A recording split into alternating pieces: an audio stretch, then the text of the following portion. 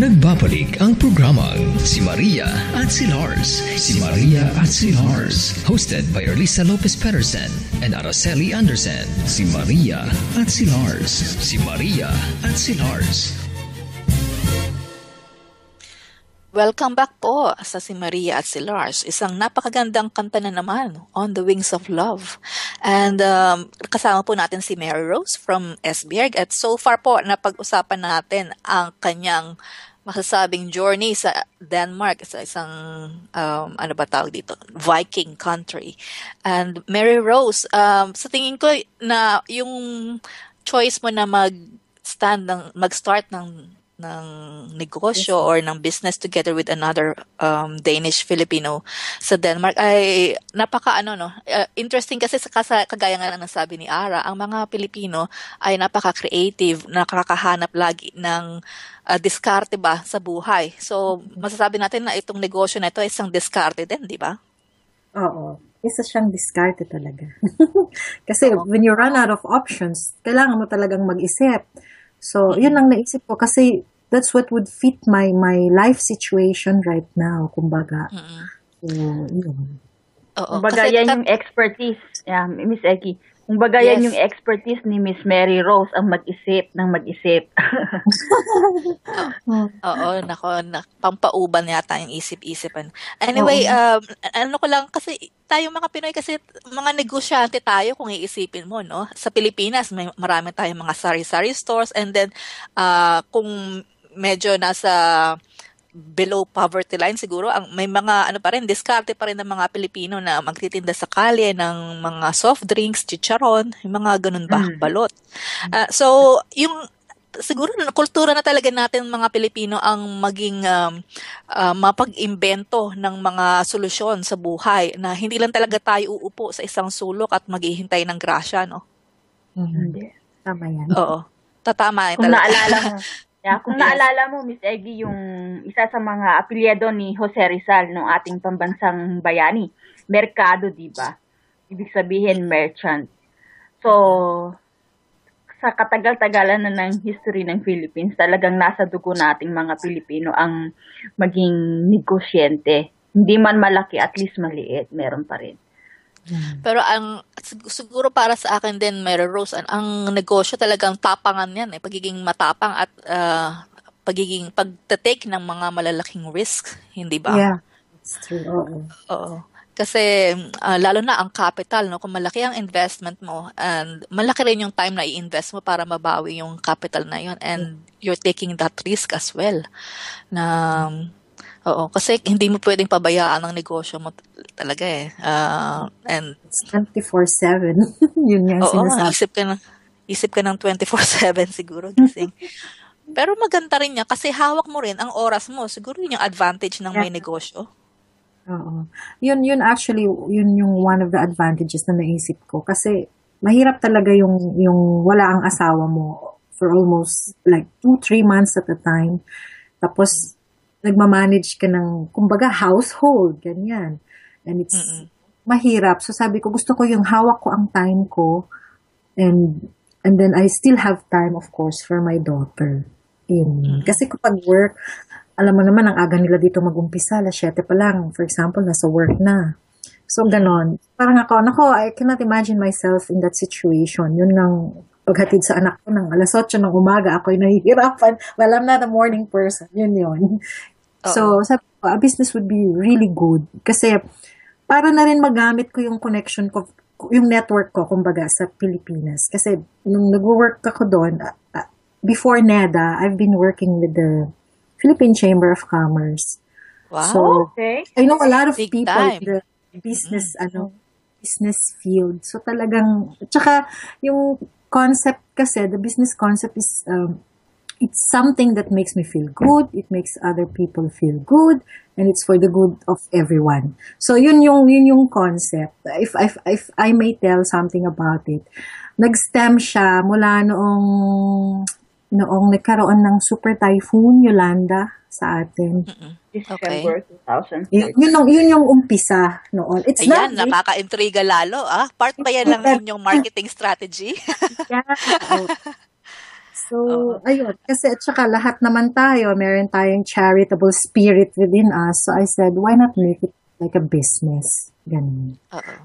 Well, pangit din naman na pagkakitaan mo yung tragedy ng ibang tao. But I think, based on yung mga nangyayari sa atin, a lot of countries give us aid. Pero hindi talaga napupunta, nati-trickle down na lang talaga sa mga beneficiary. So I think if you go directly to the people to give this, parang it's better. Sila, nakukuha nila yung buong amount or whatever, yung goods, instead of being nakatambak somewhere out there na nabubulok May na. security. Yeah. Na talagang mapupunta sa kanila talaga. Walang doubt. And yes, yung network na sinasabi mo, Mary Rose, napaka-importante talaga yan. Kasi kung nagpunta tayo dito, wala tayong network, no? Pero kung may iniwan tayong network sa Pilipinas, wag natin kalimutan yan. Kasi importante yan sa, kagaya mo, magsisimula ng business. And kung wala ka namang network dito, mahirap kang mag-marketing kung i-marketize mo yung products mo or yung service mo. Pero kung meron ka sa pinag-iwanan mo, siguro isa yan sa magandang parte ng investment na rin, dahil may trust na kapag na rin. Pero ayan, Miss Eggy? Yes, Ara? In terms of networking, baka pwedeng i-relate sa atin ni Miss Mary Rose yung organization nila diyan sa Yulan. Yeah. Okay. Yeah, meron pala kaming dito, Filipino association. It's very new. Last year, 1 year pa lang siya. It's Philippines Dance Integrationsforening. It's Filipino-Danish Integration Association. FDIF. Yeah, FDIF. So, we actually have 2 here in SBR. Yung isa, ako din ang nag-umpisa. Okay. Yeah. Okay. And then, let's not talk about the, details. And then, I have this new one. So, 1 year na itong bagong to. And, ayun, we hold regular, activities for Filipinos and Danish dito within the area or tapos pa nga ba yung mga activities namin. For example, we have our yearly Christmas party, annual Christmas party. Meron kaming seminar for au pairs kasi maraming au pairs dito sa Denmark. And then marami kaming mga cook and talk sessions, mga ganyan, learn how to make Filipino or Danish food. Mga ganyan. Ano pa ba? Hindi ko na matandaan. Ang dami. May mga sports din. Yeah, it's culture and then of course, integration. Kumbaga. Mary Rose, Ara, tanong ko lang siguro kung yung au pair seminars na ginagawa ng FDIF ay ano ba siya? Kasama ba nyo ang Babaylan Odense or Babaylan Denmark? Yung unang ginawa namin noon, it was with Babaylan Denmark, si Judy Si Judy. Si Judy ang kasama kong nag-organize. Itong we have one kasi on October 25. Ito inorganize namin with Au Pair Network, which is in cooperation with Caritas Denmark at saka yung Catholic Church dito sa Esbjerg. So, yun. So, ito naman yung kay Rose V, no? Yeah, kay Rose V. Ang Au Pair Network ay sa KIT yata ang Au Pair Network, and yung Babaylan is doing their own, actually financing their own organization para mapalapit sa mga kababayan nating mga Pilipino, lalo na sa mga, ang Au Pair advocacy kasi ng Babaylan Denmark ngayon, at pati na rin yata ang Babaylan Odense. Or am I? Anyway, bakit ba importante yung ganyang mga organizations or para sa'yo? Kasi ikaw ang nag-start, ano? Oo, important. Kasi yun nga, you said you don't have a network. When you come to Denmark, it's just you and your husband or your kids. So, tapos mahirap pang, kumbaga, anuhin yung mga, for example, yung neighbors mo. Ang Danish kasi hindi sila masyadong open. Kaya nga may tinatawag sila, di ba, na Danish ketchup effect. Mahirap siyang palabasin sa bottle. But then when you get to know them, sobra naman. So, sabi ko, ang hirap. It's ang dilim ng Denmark, malamig. You cannot go out to socialize. Well, you can, but it would be really a challenge. So sabi, ang organization, mag-create tayo ng organization para we have this regular na mga social activities na makapag-update man lang sa isa't isa or what's happening in the Philippines, ano na ang bagong rules dito sa Denmark, mga ganon. Actually, when we started this, it's with the other association. Nag-start kami noon in 2011 kasi nga kung matandaan nyo, nagbago yung rules ng immigration dito sa Denmark where they require you have to gather like 100 points para makakuha ka ng permanent residence. Yan yata yung green card, ano? Yun yung umpisa noon. So when you have a volunteer organization, 10 points siya. So you already have like 10. So nagpo-provide kayo ng extra help. Yeah, yun. Kasi so kailangan maging active, no, para makakuha ng 10 points? Yeah, you have to be active. Hindi pwedeng nakaano lang diyan, naghihintay ng kumbaga grasya, no. So that's one of the things we provide to our members. At saka kung kahit ang tawag doon, we also provide, for example, tinutulungan namin yung mga members namin when they have problems.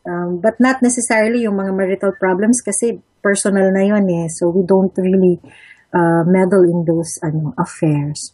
Doon lang sa mga, for example, kailangan mong magbago ng mga, mag-renew ng permit mo, mga ganon, you want papatranslate mo, lalo na sa mga baguhan na hindi pa napasok sa language school, for example, may letter na darating, it's in Danish. So they come to me or to any other person na matagal na dito, tapos ipapatranslate kung anong ibig sabihin. Yung mga ganong tsaka yung pag-fill up ng mga forms in Danish, ganon yung mga ginagawa ng organization namin. Miss Eggy and Miss Mary Rose, mag-break po muna tayo. Pagpapatuloy po natin ang importansya ng organisasyon sa samahan ng mga Pilipino dito sa Denmark, especially sa Yulan. Makinig po tayo sa awitin ni Mr. Jose Marie Chan, Refrain, sa pagbabalik po ng Si Maria at si Lars.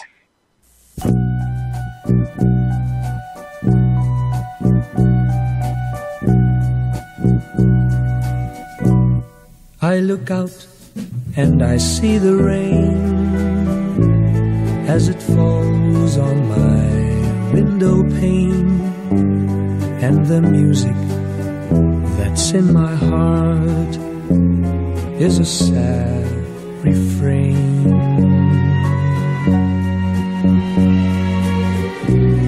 Endless traffic of sounds and sights amidst the glitter of neon lights. Still the music that's in my heart is the same sad refrain. Memories of you follow everywhere I go, down the high and byways of my days. Music of your laughter fills my every dream like a love song from long ago. Never-ending streams of faces come and go, million different people all around. No use searching for, I'll never find you there, for you are far beyond compare.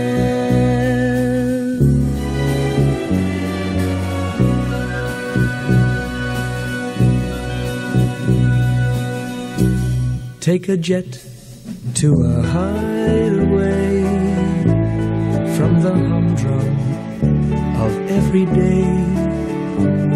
Yet the music that's in my heart is the same sad refrain.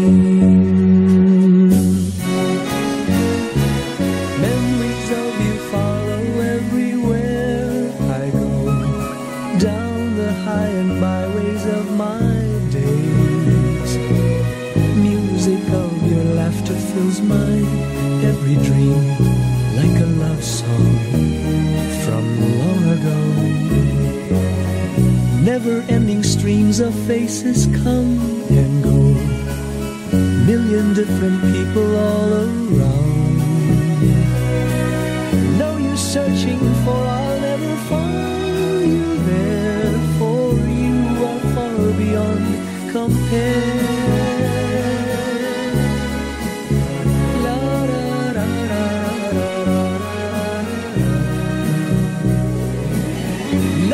Searching for, I'll never, no use searching for, I'll